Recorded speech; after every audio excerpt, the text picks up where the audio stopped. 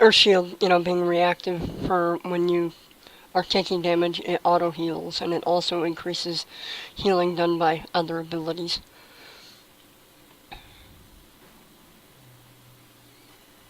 As you can see, increases healing by 20%.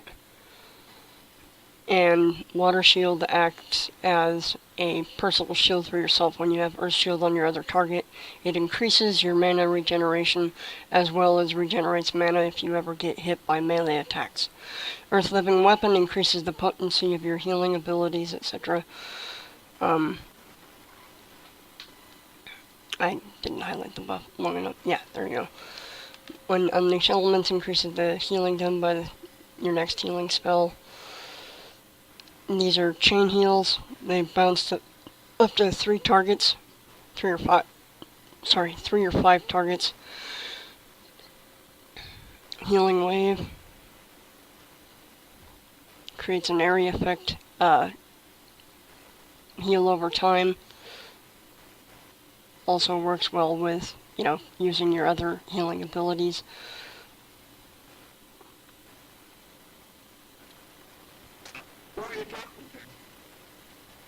I'm doing Windows Movie Editor, sorry. No problem. That cracked me up.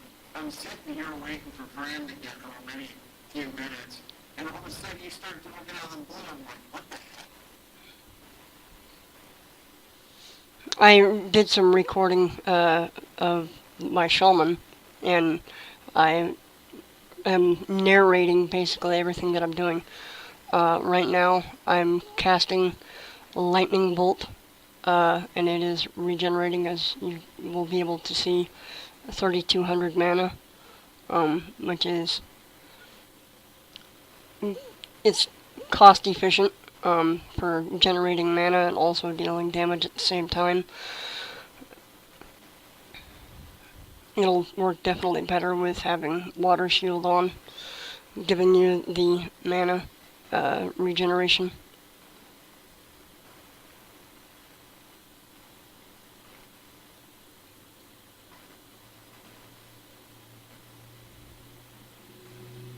Just used my cooldowns, showing just stacking up some of the healing.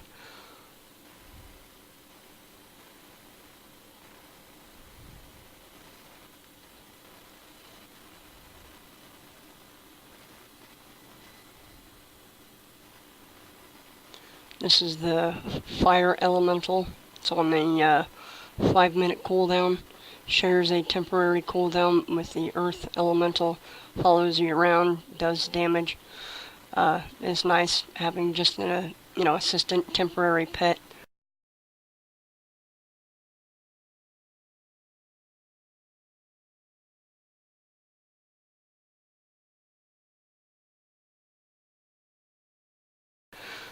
That was Snare Totem, snares targets within its field.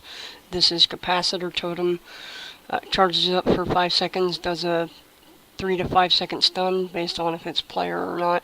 Spirit Link Totem increases resistances and whatnot. If you pause it there when I had the icon highlighted, you can read the tooltip.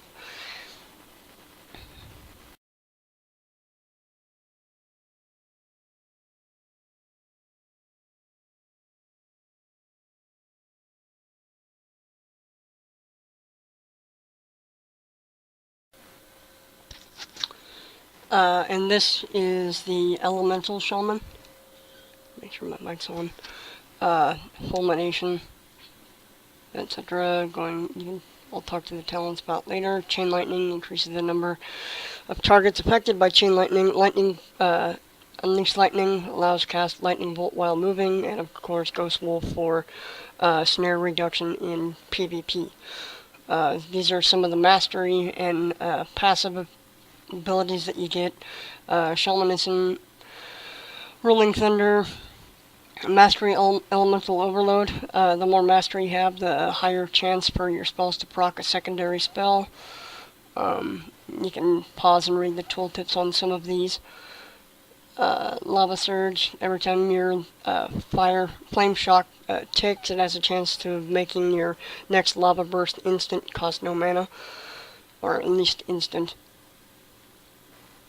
You want to have Lightning Shield up, as it helps with mana regeneration and also is part of your damage rotation. And you always want to try and keep Flame Shock on your target, because when you cast Lava Burst will always be a critical hit no matter what, but it does more damage when Flame Shock is on your target. And if you get low on health and you have multiple targets fighting, or if Chad is tanking, you can spam cast Chain Lightning, which I'll show you here in a minute. I have my spells macroed together just to make the when you get the free Lava Burst procs, like you're seeing, that they're automatically put into the rotation if I'm spamming Chain Lightning or Lava Bolt. And, of course, spamming Chain Lightning is always fun. That blinking, like, gray star thing you see above me is Earth Shock. It has, or my Lightning Shield has 7 stacks. And each one of those stacks increases damage done by your Earth Shock. It uses all the damage from the Lightning Shield into your Earth Shock, boosting the damage. Here I blow my cooldowns, and with chain casting Lava Burst, as it has no cooldown with using, I think it was Ascension. And that was also the orientation of using Chain Lightning while using Ascension. It does like a flame wave that jumps from target to target. Here, I'll show you, just being able to cast Lightning Bolt on the run. And of course you can attempt to put Flame Shock on multiple targets at the same time. And this is my Lightning Bolt macro that allows me to cast Lightning Bolt while moving, and it will cast Lava Burst if I'm standing still or if there's a Lava Burst proc. That was Thunderstorm. It does AoE knockback, very nice if guys are starting to crowd you. It also is a nice mana regeneration, or mana generation. Here I'll stack a Flame Shock here on a few targets, plus the Earthquake thing. And just so you can see that it's effective for getting the free Lava Bursts. They're not hitting for very hard, but one of the mechanisms of an elemental shaman is that instead of it being where you hit like a Mack truck, from one hit, and then you have long cooldowns, they have short cooldowns and sustained damage. If they're left unchecked in PvP, you can do quite a bit of damage. They're a bit shy on having defensive capabilities, but a full resilience elemental shaman is a force to be reckoned with, especially if he's well played. Quick look at the talents that I'm using currently. I like Elemental Mastery over Echo of Elements because Echo of Elements has a low proc chance for Elemental and Resto Shamans. It's only like 6%. When I can use Elemental Mastery for that extra 30% haste, and Shamans have Heroism at the high end, which also gives them 30% haste, so you stack all that together and you're casting very, very fast.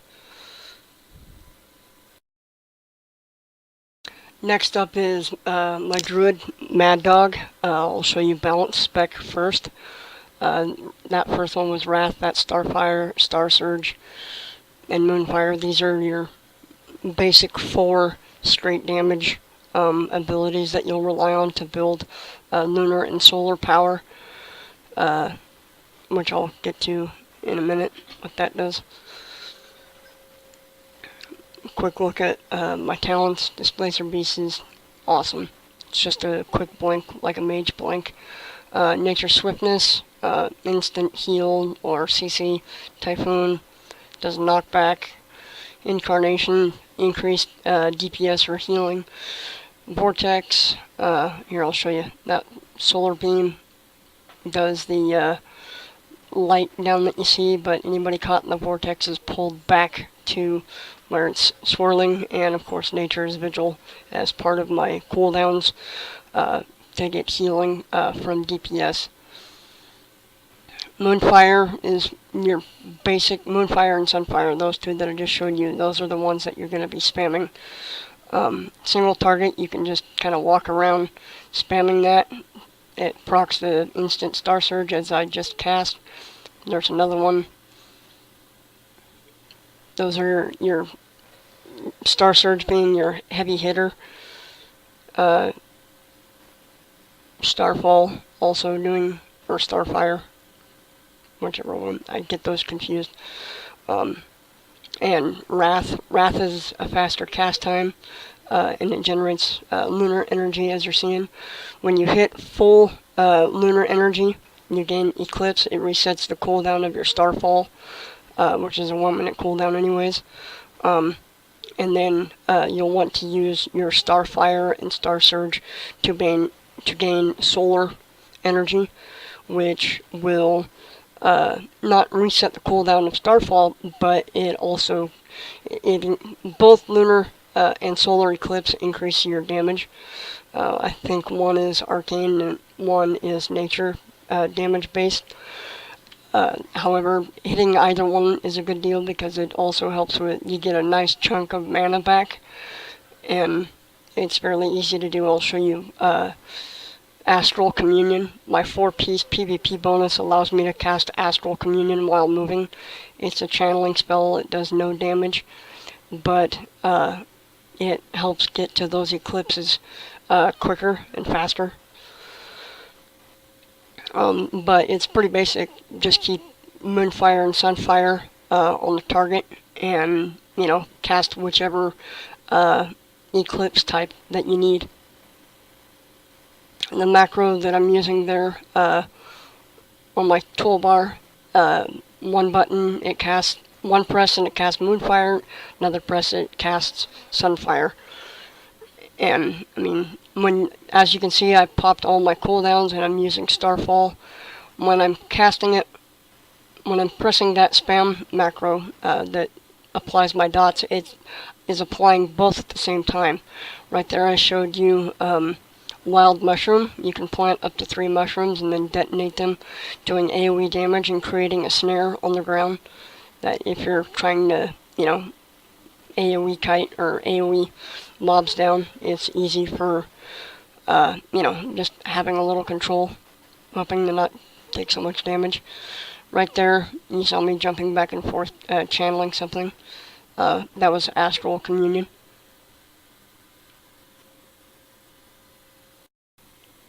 Okay, from here, I'll stick with Mad Dog. This is Restoration spec. Rejuvenation, simple cast, puts a heal over time on yourself.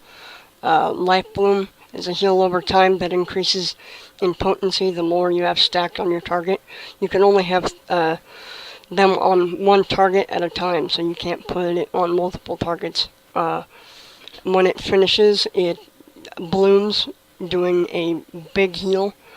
I have Glyph for regrowth that gives it an extra 40 or 60% chance to critical hit, so it's 100% crit all the time, but it's not very mana efficient to use, and it takes away its heal over time effect. Wild Growth, there on the far right of my primary action bar, is a group heal over time spell. Swiftman, the one that you see that's on cooldown that looks kind of bluish, is a quick heal instant, but it also creates an effect on the ground that is a heal over time, so if your party members stand in it, then it'll continuously heal them, and of course stacking with your other heal over time spells. And also, as a druid, you still get all the wonderful shapeshift, bird form, cat form, bear form, travel form as a stag. I also have the glyph for it, allows you to turn into a cheetah. And also, I meant to show you some of the glyphs that I have as far as for a druid. Like right now, I'm playing around. That's one thing that I want to point out, bird form being instant. So you can use it anytime. You can gather without having to shapeshift out of it. which makes for very quick gathering. Quick glance at my glyphs. Of course, travel form. There's some stuff that I've left out, but I figure if you have any questions, I can tell you about it from my character.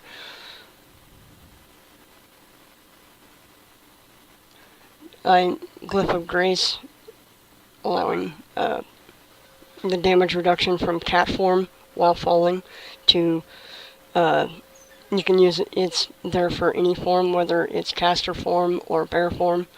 You get a, the falling damage reduction. Granted, here I go splat.